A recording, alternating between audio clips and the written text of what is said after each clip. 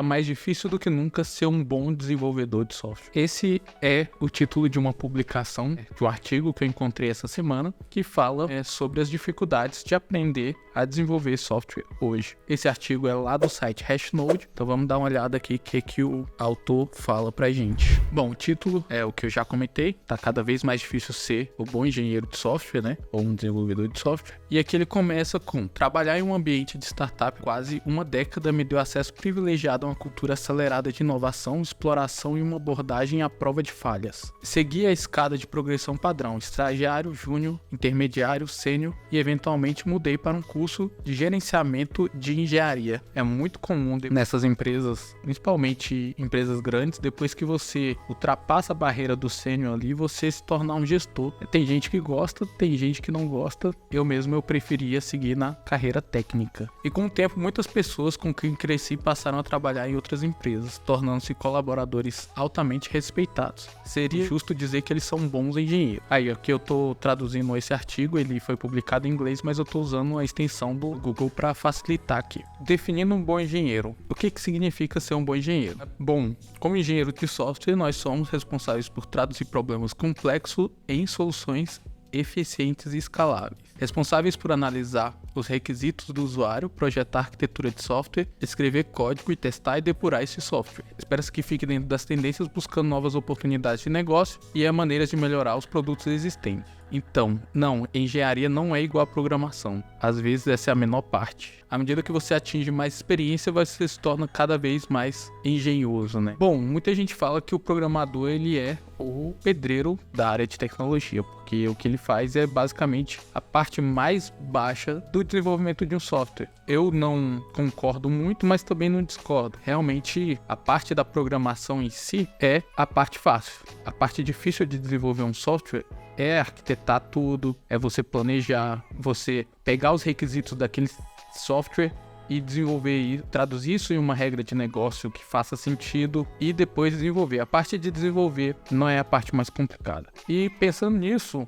a gente vê que em muitas empresas o time de produtos está cada vez mais descolado do time dos programadores, né? Quando você trabalha numa empresa que a programação não é um time de engenharia, onde você não pensa a solução que antes de desenvolver, onde você não discute tecnicamente aquilo ali, você não está sendo engenheiro, você está sendo um pedreiro da tecnologia. Mas o time de engenharia, né, o time de tecnologia vai pensar as soluções antes de serem implementadas. As decisões técnicas têm que ser justificadas de alguma forma. E aqui ele tem um gráfico que mostra quais são o tempo gasto de cada cargo ali num time de tecnologia, né? O engenheiro sênior, ele vai passar mais tempo escrevendo software. Aqui vai ter outras atividades e alinhamento de estratégia. Aqui o software engineer, né, no caso. O senior engineer, né, que é o engenheiro sênior, vai ter menos tempo desenvolvendo software. Aqui vai ter outras atividades e muito tempo de planejamento.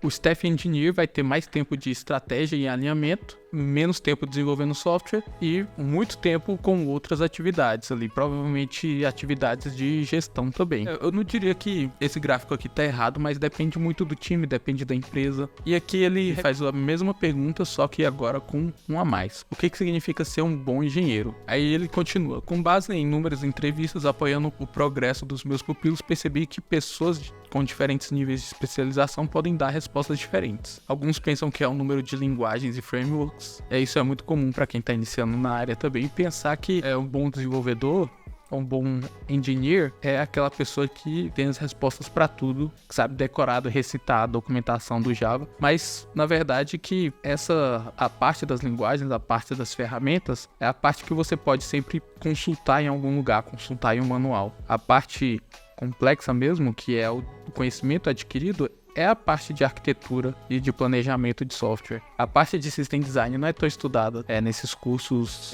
pela internet, mas é uma das coisas assim que faz diferença na hora de você pensar o seu software. Ele discorre esse ponto, né? E ele chega no mercado com o crescimento e a concorrência. E essa parte é interessante porque nos últimos anos a gente foi bombardeado com propaganda de curso, propaganda da área de tecnologia por ser uma área que é relativamente fácil de entrar e que te paga bem. E com isso aumentou a concorrência na parte mais baixa da pirâmide aí, dos engenheiros, que são os iniciantes. Porque essas pessoas que reclamam reclamam que o mercado está saturado e tal, elas não estão nem no nível de um júnior para começar. E realmente a área de tecnologia sempre foi difícil para você conseguir ingressar na área sem ter alguém para te indicar ou sem ter alguém para poder te ajudar a encontrar a primeira oportunidade. Ultimamente, com a pandemia, isso ficou mais fácil, né? Muita gente conseguiu entrar, mesmo em níveis técnicos abaixo do esperado, mas agora que passou a pandemia, tudo voltou ao normal, né? Se estabilizou de novo. E essas pessoas estão tendo dificuldade. E muito disso é porque muito foi vendido que as soft skills são mais importantes do que as hard skills, né? As soft skills são a habilidade de comunicação, essas coisas que são realmente importantes, mas as hard skills ainda são necessárias, né? Se você quer trabalhar com isso, você tem que saber o básico exigido ali para você conseguir programar de fato uma aplicação do começo ao fim, dado o seu nível, né? Obviamente que um iniciante, um júnior, não tem que saber fazer um e-commerce altamente escalável do zero, mas ele tem que saber qual que é o conceito geral por trás ali para desenvolver um software em cima disso. Daí é que ele continua. O mercado de tecnologia está em constante evolução. Todos nós vimos grandes sucessos ao longo dos anos. WhatsApp, Uber, Airbnb e TikTok. Embora possam ser exceções, tais exemplos muitas vezes definem a estrela do norte para com as pessoas. Essa tradução tá meio estranha, mas isso aqui é que esses exemplos são o objetivo de muitas pessoas, algo pela qual elas deveriam se esforçar. Essa forma de pensar coloca uma pressão extra sobre os engenheiros e eles sentem estresse interno, pensando que estão fazendo algo errado externo com pessoas comparando sua empresa a muitos concorrentes. Inclusive essa parte de pressão interna, eu já fiz um vídeo aqui que eu vou deixar linkado aí no card, que eu falo justamente disso, um pouco da pressão interna que as pessoas sentem aí na área de tecnologia. Daí, ele continua, para ter sucesso num ambiente desse tipo, as empresas deveriam agir rapidamente e quebrar as coisas. Como diz o famoso lema do Facebook, hoje isso é mais óbvio do que nunca. Quase todas as empresas estão se tornando uma empresa de inteligência artificial. Todos estão integrando com o ChatGPT, muitas vezes sem motivo real. E olha que é sem motivo real mesmo. Hoje em dia, até aplicação de figurinha deve ter integração aí com o ChatGPT, depois do grande boom. E essa palavra ChatGPT, né, virou um buzzword. Então, as pessoas usam isso aqui para vender mais coisa, ou até coisas inúteis para pessoas que não entendem exatamente o que é. E aqui ele chega num ponto que eu considero muito importante. Nós nos afastamos do princípio fundamental, que é como podemos agregar mais valor aos nossos clientes através do software. E avançamos no sentido de vencer a concorrência no trem da campanha publicitária. Conseguimos que engenheiros construam funcionalidades que estão fadadas ao fracasso. Tem até um caso anedótico para falar, que não adianta você desenvolver funcionalidades que ninguém utiliza, que ninguém pagaria para isso. O foco da engenharia de software, do desenvolvimento, de usar um software como um produto, é você ter clientes.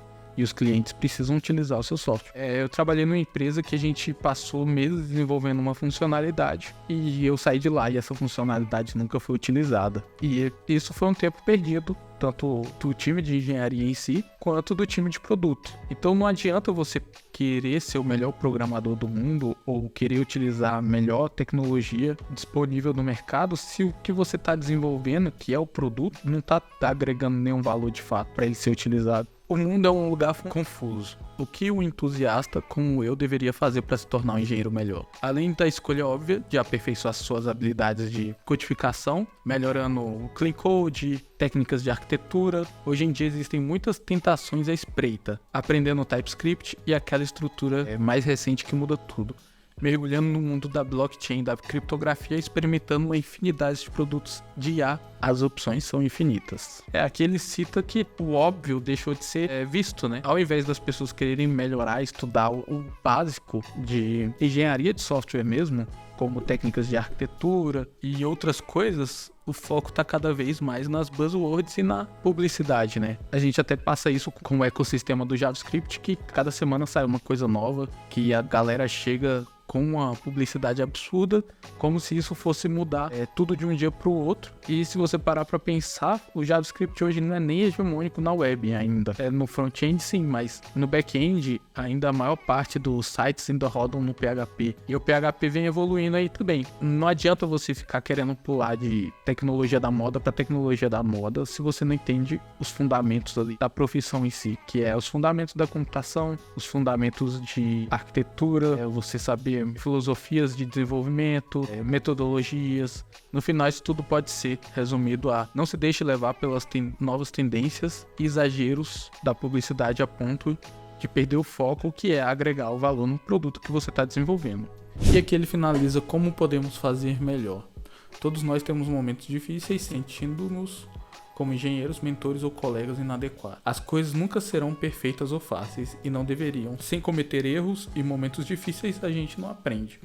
Mas há algumas coisas que consideram que podem aumentar a sua eficiência. A eficiência individual, né, o foco em trazer valor. A da companhia, que é começar, por quê e quando tomar decisões. E a cultura da empresa, que pode ser se preocupar com a comunidade, né? Isso aqui é muito importante porque muitas empresas não têm o porquê definido de uma decisão técnica ou de uma decisão de produto. E isso aqui só dá para ser atingido através de uma cultura positiva nas empresas. Esse foi o artigo de hoje, eu achei bem interessante essa abordagem aqui que o autor trouxe. Se você gostou desse vídeo, comenta aí embaixo. Se você não gostou, dá um dislike, mas comenta para eu saber o que você não gostou. Eu vou deixar mais um vídeo aqui desse lado para você assistir quando esse aqui acabar.